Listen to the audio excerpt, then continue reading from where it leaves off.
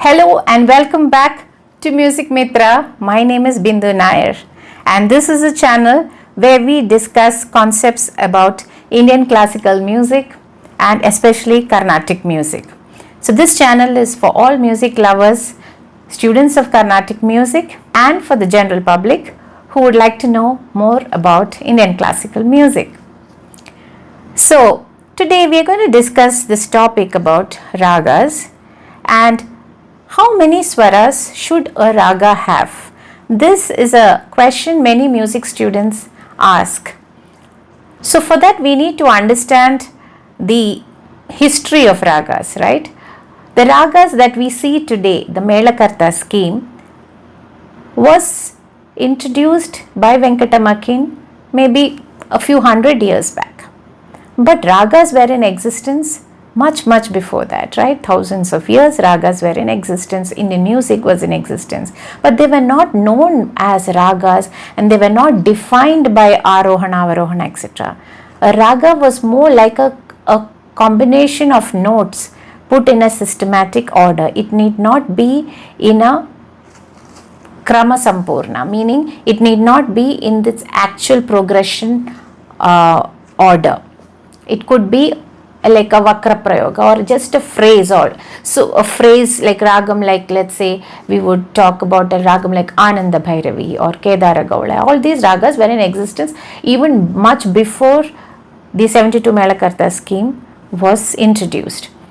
So it is that all these ragas that were scattered all over the place were all brought under one roof and tried to arrange it in a systematic way. That is what was done with the 72 Melakarta. So that's not the topic here. Today we are not discussing 72 Melakarta. The question is how many swaras should a raga have? If it's a Janaka raga, definitely it should have all the 7 swaras. That is first. But if it's a Janya raga, the options are varied. A Janya raga can have all 7 swaras like the parent ragas, right? Like the Janaka ragas. It can be in the same order also like Janaka ragas. Need not be that it has to be less than 7 swaras. No. There are Janya ragas which have all the 7 swaras like any parent raga. There are Janya ragas with all the 7 swaras but with Anya swaras included. Those are the Bhashanga ragas. Means they take one or more notes which are not there in its parent, but they still have all the 7 swaras. They are sampurna in its both arohanam, avarohanam. Then there are Janya ragas with all the 7 swaras, but they are not in the normal order of the swaras, means there is a jumbling of swaras. Those ragas are known as vakra ragas. We've discussed all these theoretical terms about raga classification in earlier videos on this topic. So if you've not watched those videos, please go back and watch them on Music Mitra. Actually, there are more than 380 videos on music related topics in my channel. So I hope you will take the time out to watch them and let me know your feedback too. So we already spoke about ragas having all the 7 swaras, but Janya ragas can have even 6 swaras, it can have 5 swaras. Now can it go below that? That is the question we want to discuss today. So in earlier times it was considered impossible to have a raga with less than 5 notes. So 5 notes was considered to be a kind of basic requirement for any raga. But in today's world things have changed. The pioneer of such change was Dr. Balamurali Krishna, who has introduced many ragas with less than 5 swaras. Did you know that? Actually, he has even introduced ragas with just 3 swaras, which was earlier thought impossible to do. And not only did he create the raga, he's composed songs also in those ragas. So today I just want to introduce you to this idea that there are ragas which are with limited swara. That means 4 swaras or 3 swaras.